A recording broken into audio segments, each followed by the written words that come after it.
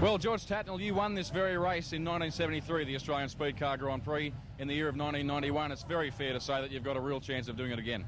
Yeah, David, we're really happy. We're not in my own car, but we're in the car that we hold the track record here back in 1979, 1980. So it's just a matter of adjusting to the little car rather than the big car, and I love this place, and it's a really good atmosphere. George, the circuit last year, I don't mean to be critical, I never am, but it was pretty ordinary. You've been out on the circuit today. Has there been much improvement? Oh, there's a lot of improvement. If they can keep some water in it tonight, it'll be really good. You know, you can be able to get up on the fence and pass, whereas last year it was just a one-lane track and was very ball-bearing, just follow the leader sort of deal. But tonight they've put a lot of effort into it, and they should be rewarded with a good race. George, you're associated with this venue throughout its halcyon days. It must be very special for you, number one, to be back here, but at the same time heartbreaking that it's only once a year. Oh yeah, it's got so much atmosphere. You drive into the gates out the front and it just reeks atmosphere, and it's like a little mini city, and you get in here and it's got an atmosphere all of its own. It's never been reproduced anywhere in Australia that I know of, and even overseas, and it just rivals with Indianapolis or places like that. So it's unfortunate that the do-gooders want to shut it down and we just run once a year here. Your strategy for tonight, George? Just go out and win the best way we can. Doesn't matter which way that is. Who do you see being your biggest danger? Oh, Johnny Pearson. He's a professional. He runs all the time. Has a lot of good Australians. Howard Ravel. It just depends on the luck of the draw and how the heats bounce. But if the track holds up and you can pass, well, then there's any number of about 3 or 4 drivers that can win it. But we're very confident. You spent a lot of time in speed cars, 3 times national champion, a division very, very strong. So many years ago, you've concentrated more on sprint cars in the last decade. Speed car racing, certainly in the year of 1991, coming back with vengeance. Wouldn't you agree? Oh yeah, they've got very high numbers. The cars are very fast. There's been a lot of advancements in them since we ran. I don't say that it's all been good because the money factor's just gone right through the roof, but they're very fortunate. They've got a lot of new members in the club, and they're running very hard, and it all goes well. All speedway racing or all motor racing is just so dear at present that the speedway is about the best form of motor racing you can get, simply because of the excitement and the thrills. Plus you run 1 night a week or 2 nights a week, in depending on what state you live, but you can get a return on your investment, and that's something you can't do in road racing. From a driver's point of view, George, sprint cars, are they much more demanding to drive than speed cars on a circuit like this? On a circuit like this it is, because the circuit's too narrow for sprint cars. Like when we were here 10 years ago, we held a track record then, and we were running 47 inch front axles. Now we're running 51, 52s. The tyres we're only 14 inches wide, 15 inches wide. We're running up to 20 inches wide now, so it's just too narrow for the sprint cars. But the midgets, I've always maintained that midgets are more demanding to drive because they're small, they've got less horsepower, and they're more twitchy. And I always maintain that a good midget driver should be able to drive any other form of speedway. And it's borne out that a lot of sprint car drivers can drive sprint cars, but they can't get in and run a midget. So it backs up what we're saying. George, thanks very much for your time. Good luck for tonight, and stop that yank taking the trophy home, will you? Okay, Dave, we'll do our best. Thanks a lot. Well, Terry King, former New South Wales champion, you must be obviously disappointed you're not taking part in the 41st running of the Australian Speedcar Grand Prix. I'm very disappointed, David. The point system does appear to be a bit unfair. Would you like to elaborate on that, Terry? Just some of the interstaters probably aren't of the quality of some of the people that have been deleted from the local club, Yeah. Is there any particular reason for that? Has this always been the case year in, year out? I think it's to give it more all-state mixture of cars, regardless of quality. On the positive side, Terry, your car, the Dominator Chevy, has a real chance tonight. Steve Brady's a pretty fair competitor. Yes, well, we knew this was coming up and that I wouldn't make the points cut off. So Steve's had a couple of runs in the car and everything's going fine. Terry, I wish I could say to you, as I would at every other racetrack in Australia, there's always next time, but unfortunately at the Sydney Showground we can never say that for sure, can we? No, unfortunately, the best venue in Australia is always under a cloud due to governments and local councils. What is it about this one night of the year that is so special to so many people? I don't know. There's 28,000 people probably going to be here, and you'd have to ask them. Thanks, Terry. Thank you. Ron Cameron, you've certainly had an up-and-down year in the season of 1990-91. You've been exceptionally quick. You've won quite a few races, but unfortunately you've been up and down on the odd occasion as well. Yeah, we've been in our head 3 times this season. It's more than I've been on my head in 6 years of racing. So I hope it's not going to happen again tonight, but it should be all right. Track's good, car's working good. So it's great to be part of this atmosphere here tonight, isn't it? There's no doubt the Sydney Showground really produces something special. And you as a driver, do you feel more pumped up than perhaps you would at your normal venue, Parramatta? Oh, definitely. This is just a once-in-a-year show, and you're privileged to be able to race here. Do you believe you can win this race tonight, Ron? I think so, yeah. The biggest threat? Probably Steve Brady, I think. All right, Steve Brady, the Toongabbie Tornado, one of tonight's big chances for the 41st running of the Australian Speedcar Grand Prix. You've just come in off the circuit following the first official practice session. How do you find the circuit? Track looks great. Love racing here, and it's always been a good track to drive on. Looks good for tonight. Looking forward tonight to driving the Terry King-owned car. You've just sold your car, I believe. Yes, it's gone at the moment, but we've got a new car underway for next season, and this car I've driven quite a few times before, and I think it'll go very well for us. Strategy must play a very important part in any motor race. What's your strategy in winning this race tonight? Well, obviously to be in front at the finish, but it is a game of patience here. Certainly you've got to try and charge, but there's also got to be a little bit of restraint involved as well, because it's a very narrow racetrack, and you've just got to make sure that every pass is a winner. This race tonight, can you win it? Yes, we can. We've got the strong enough engine to do it. I don't want to see an American take it home, and we're going to do our best to stop it. A great field, as has always been the case in this event. You've done a lot of racing at this venue as a young bloke. I guess it feels pretty special to be back here. Oh yeah, I always enjoy racing here. It is a very special racetrack to be at. And tonight especially, as you say, we've got a lot of competition. There's a lot of good drivers here, and I think it should be a great race. You just said there's a lot of good drivers here, and indeed there is. Is there any one driver that you see as being your biggest threat? I would say Howard Revell. He's raced here for many, many years. He's got a very good Cosworth-powered car at the moment. He's fresh from a win about a month ago, and never write him off. You've had an outstanding season, Steve. Congratulations. Good luck tonight. We'll let you go. You've got a bunch of work to do. Thanks very much. Well, Stephen Graham, you've just come in off the Sydney Showground after the first warm-up session. You've got problems, mate. Yeah, unfortunately we've got a bit of a miss in the motor. We had problems last night. We worked all night to fix the problems, but it doesn't look like we've done our job properly. Do you have any idea what it might be? No, I think rocker gear. Difficult to fix? Well, we've got an expert on his way out now with some bits and pieces, so hopefully he'll be able to give us a few tips. Right, Steve, we won't hold you up. You've got a lot of work to do. Good luck in tonight's 91 Grand Prix. Okay, thank you. Speed cars now on the circuit, event 5 over 10 laps, a very important race. We see the speed cars on the circuit for the first occasion tonight, the running of the 41st Australian Speed Car Grand Prix. And starting from the outside of the front row, Edward Dark in the yellow 55 car bounced away and leads the field going through turns 1 and 2. He's about 2 car lengths in advance of Johnny Church, who's now under siege from Norm Jackson as they go down the back section on the first occasion. Edward Dark really has opened up a commanding lead as he comes across the cushion and runs through turns 3 and 4 and onto the main straightaway. Chris Stewart's also there, as is Greg Ferrugia, and a wall of cars as they pour through turn 4 and straighten up through the main section of the circuit, the main straightaway. A capacity crowd estimated somewhere in excess of 27,000 people watching the speed cars strut their stuff at this famous Sydney venue. John Church in the red number 5 car, all the time under siege from Norm Jackson in the white 96 car as they come through turn 4 across the strike once more as the rest of the field follows suit going up the main straightaway. Race leader is Edward Dark. He's opened up a commanding lead. Johnny Church in the red 5 car is doing a pretty fair sort of a job to hold out Norm Jackson, who is really driving quite aggressively tonight as both of these drivers work hard at the wheel as they go through turns 3 and 4. Jackson closes up there somewhat. He's running down very low on the circuit. Chris Stewart is also there, and the rest of the speed cars flowing through turn 4 and up the main straightaway. Steve Brady was also there in the Terry King-owned speed car. Now Edward Dark, race leader. Look at this man go up the back section of the circuit. He's got a gap of about 11 car lengths, I suppose. Now approaching turn 4 for yet another occasion. Goes across the strike up the main straightaway. This is where the action in the race is between John Church and also Norm Jackson, fighting for second and third respectively on the racetrack. I can see Chris Stewart in there and young Greg Ferrugia as well. Have a look at Jackson poking the front of the car down on the low line, looking for a way through on the inside of Johnny Church, but once again Church bounces away and he's doing a good job holding out Norm Jackson. Church might be holding Jackson up somewhat though, because they really are starting to pack up like sardines. You can throw a blanket over them as they go down the main straightaway, and we have a race leader, Edward Dark, who's in no danger of defeat barring mechanical failure. Johnny Church is still in second, marginally ahead of Norm Jackson, who really is trying hard to try and get by Johnny Church.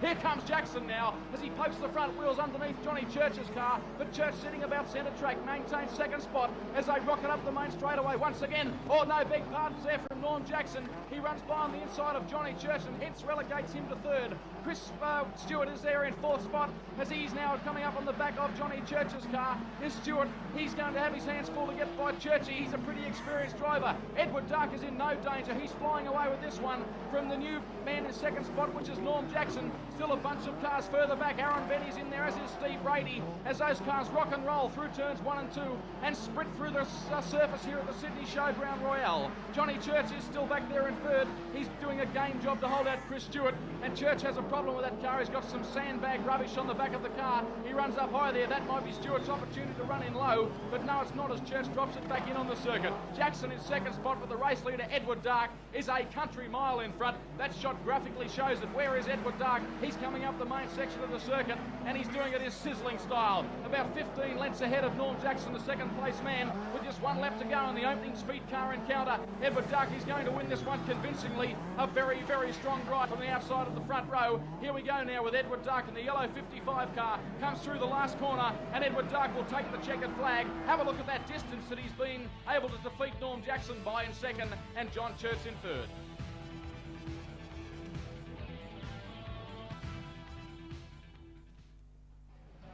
Event 8 speed cars, 10 laps the journey.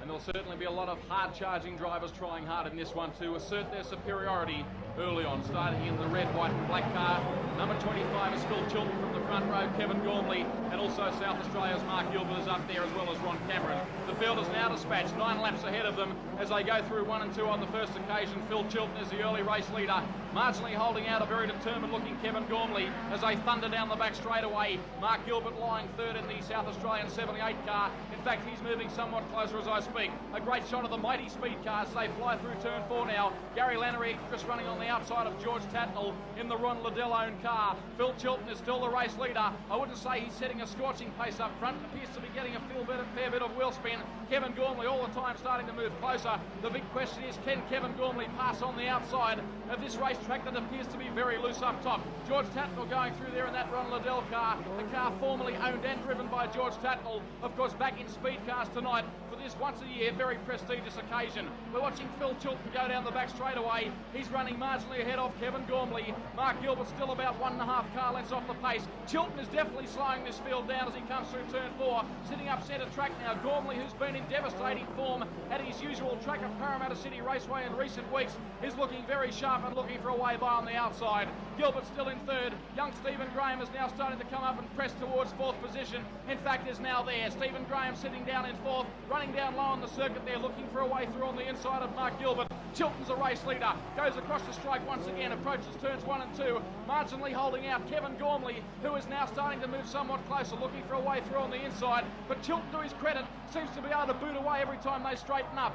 Gormley apparently is much faster through the bends. Oh, George Tatnell involved in a big dump there in the Liddell car. George Tatnell has come to rest halfway down the back straightaway. The 52-year-old veteran George Tatnell, a very spectacular role. Got crossed up there going onto the back section, and as a result, full race restart now coming up. About 5 laps left to run, I'd suggest, as Phil Chilton will once again lead the field away. Now, can Kevin Gormley get on the power enough early to get around Phil Chilton and probably streak away with this race as Arthur Cowan drops the green flag? Speed car action once again at the Sydney Showground Royale, and once again Phil Chilton is the race leader. Gormley breaking out in carbuncles now. He's getting very impatient and running down the back straightaway looking for a passing manoeuvre on the race leader Phil Chilton. Mark Gilbert from South Australia still in third. Doesn't appear to be able to improve on that position at this juncture of the race as they fly through turn 4. Aaron Benny, a great shot as he goes through there up the main straightaway. Benny's back in about 5th spot behind Stephen Graham and Mark Gilbert, but Chilton's still the race leader.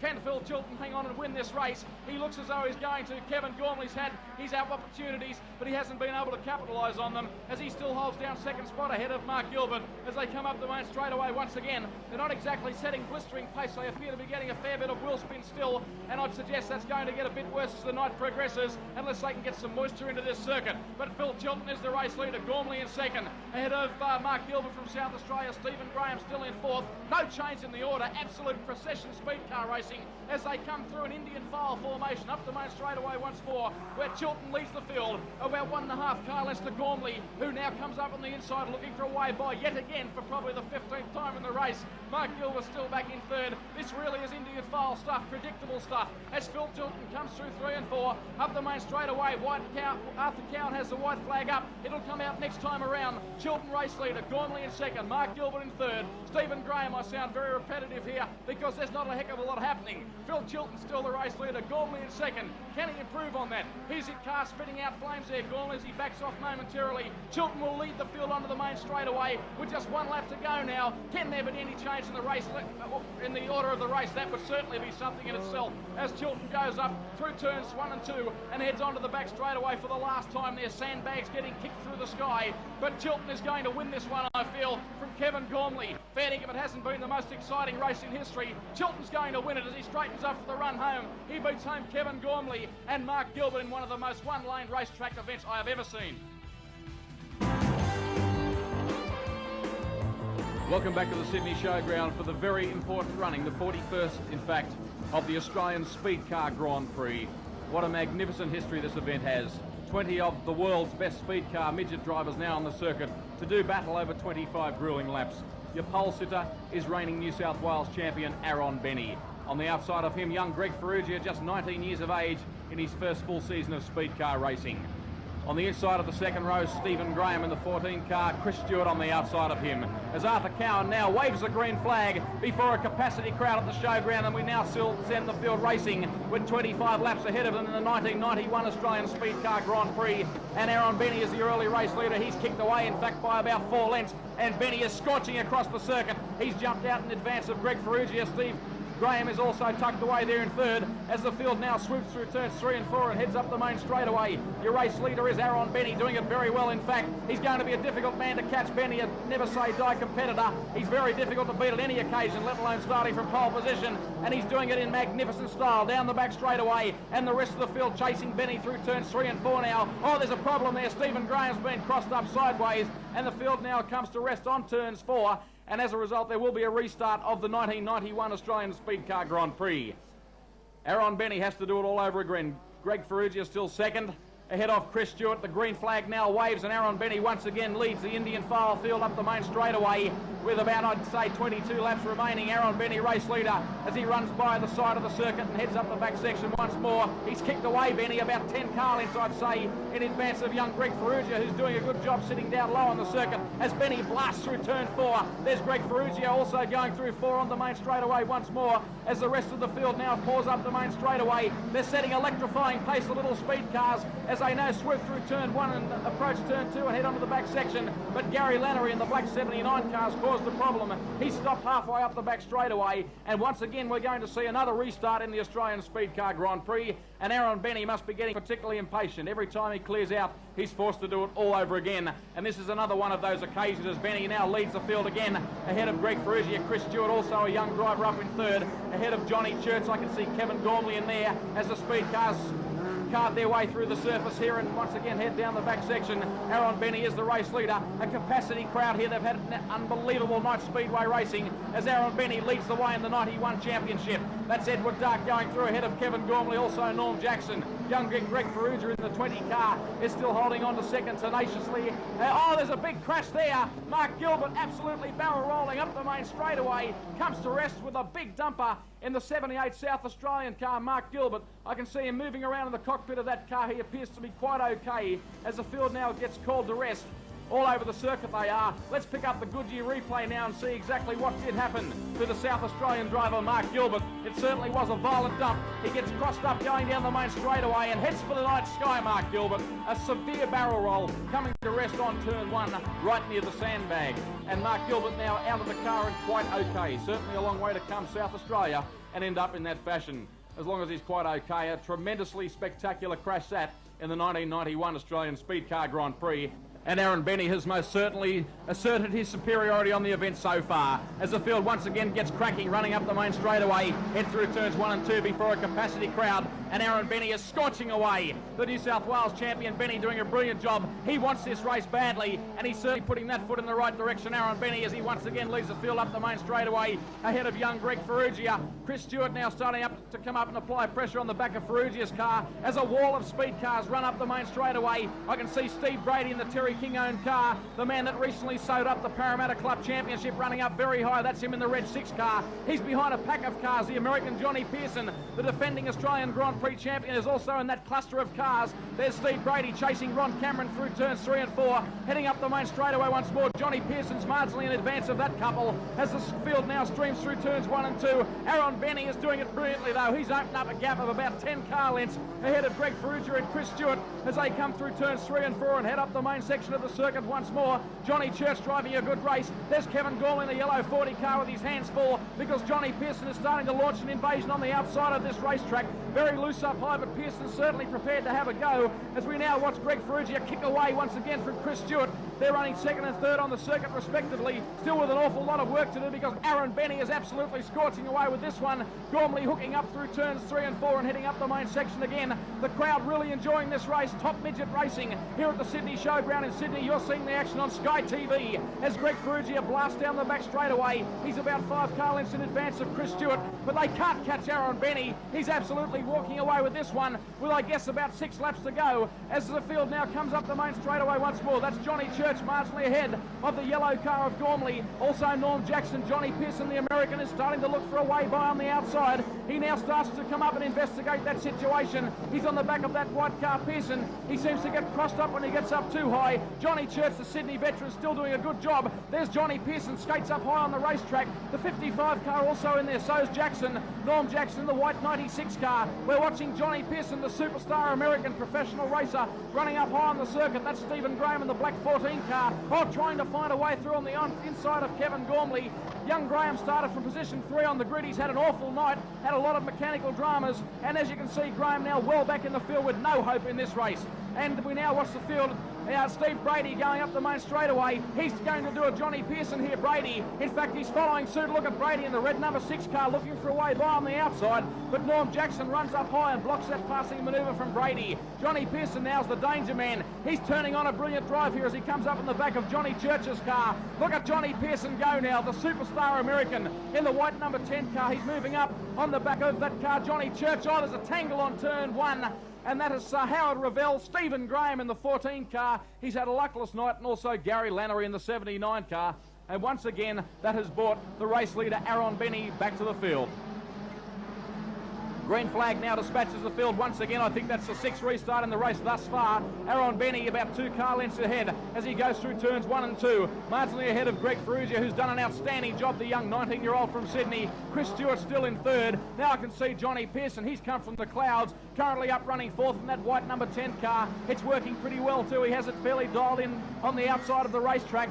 Another pack of cars further back there. Steve Brady's in that bunch as well. But Johnny Pearson's the man of the moment as we watch this white number 10 car go across the back straightaway at blistering pace. He's still trying to get around that combination of Chris Stewart, who's also still there, as well as Greg Ferrugia. And have a look at Pearson now looking for a way by on the outside. This is where the action is in this race. Aaron Benny's gone. He's home and hose. But Greg Ferrugia, Chris Stewart and the American Pearson involved in a great battle as they go down the back straightaway. Greg Ferrugia still holding on to 2nd in that blue 20 car. Chris Stewart still in 3rd. Here comes the American Johnny Pearson now, skating up high on the circuit. Race leader is still Aaron Benny. Greg Ferrugia in 2nd, marginally ahead of Chris Stewart. Johnny Pearson in 4th. Pearson's the danger man as he rocks around the outside of the field, getting both front wheels off the ground. Is Johnny Pearson. He's really working that white number 10 car overtime. He comes by on the outside of Chris Stewart now. Greg Ferrugia's still there. He's possibly holding these 2 up. Aaron Benny's gone, but there's plenty of excitement here as we watch Greg Ferrugia leading that pack of cars. Chris Stewart on the low line, still there in the 51 car. Johnny Pearson is getting so impatient. He gives it a footfall now going down the back straightaway, and Pearson, one gets the feeling, is going to let go with enormous horsepower. Oh, Pearson's into the wall. The American has slammed the concrete wall on the pit corner. Goodyear replay now. Greg Ferrugia was there, Chris Stewart also. Pearson overdid it and slammed into the wall. in very, very sensational circumstances. Number 10, Johnny Pearson. Arthur Cowan has the checkered flags out. The race has been declared, and as a result, Aaron Benny is the victor ahead of Greg Ferrugia and Chris Stewart. Well, a pretty interesting speed car Grand Prix with Aaron Benny victorious. Aaron, an outstanding year, the New South Wales Championship, the Egan Memorial in Canberra, and now the Australian Grand Prix at the Sydney Showground. Great effort. Yeah, well, we decided at the beginning of the year there were 5 classic races for our club this year, and we won 3 of them. We ran 3rd in the other, and we didn't even start in one, so I think we came out with a pretty good season. Your preparation for tonight's been very good because you haven't been around much lately. Well, yeah, we rebuilt the car totally for this, but we've had so many problems since we rebuilt it that it wasn't running till the first heat tonight. It's the first time it's actually fired properly. How did you find the circuit, Aaron? Greatly improved on last year? Well, I didn't race last year, but I had a big look at it, and yeah, I was sort of glad I didn't race. But this year, well, I don't think anyone could have imagined last year that you'd get a proper dirt cushion on the Sydney Showgrounds, but it was there. You could pass on it. Your strategy for tonight's race, obviously from pole position, was just to go as hard as you could early and drive away from there? Well, because of our problems, our motor and transmission was a little bit delicate, and starting pole wasn't so much a bonus in not passing cars, but it meant we didn't have to chug up behind people and break the transmission. So we threw a big gear in it and just went for it. I knew I had to be first into the turn, otherwise I had to follow people, and that was going to be hard on the car. You've certainly achieved a lot. What's Aaron Benny's next goal? I don't know. It's very hard to race, and like it costs a lot of money. We don't even anywhere near break even on this. It's probably pays about 50% of the bills for this meeting, winning it, and this is a real good paying meeting. I'm sure you'll agree it is very, very sad indeed that this circuit only opens once a year. Yes and no. It's very special to me, and the fact that it only runs once a year possibly makes it a bit more special. Is this the biggest thrill of your career? Definitely. Congratulations. Thank you. Well, 19-year-old Greg Ferrugia, first year in speed car racing, an excellent result, second in the Australian Speed Car Grand Prix, the 41st running of the event. You'd be delighted. Yeah, the main point I was trying to get was just to start, because a whole heap of cars, and it was real hard if you had to start on the outside, but in the heat they started me on the inside, so I got a good run at it, around 5th, so I knew I was in. That's all I really wanted to do, and then when they drew the position, I started off the front. I thought, oh, well, maybe I might be able to run a placing. Your thoughts on the circuit? Real narrow and not much drive. You sort of have to nose to tail, do or follow the guy in front if you can get in there. The only problem I had was trying to get in there. I got in there early, so I was laughing, I suppose. I guess it's fair to assume that you wouldn't in your wildest dreams have thought that you'd be running second in the Australian Speed Car Grand Prix so early in your career.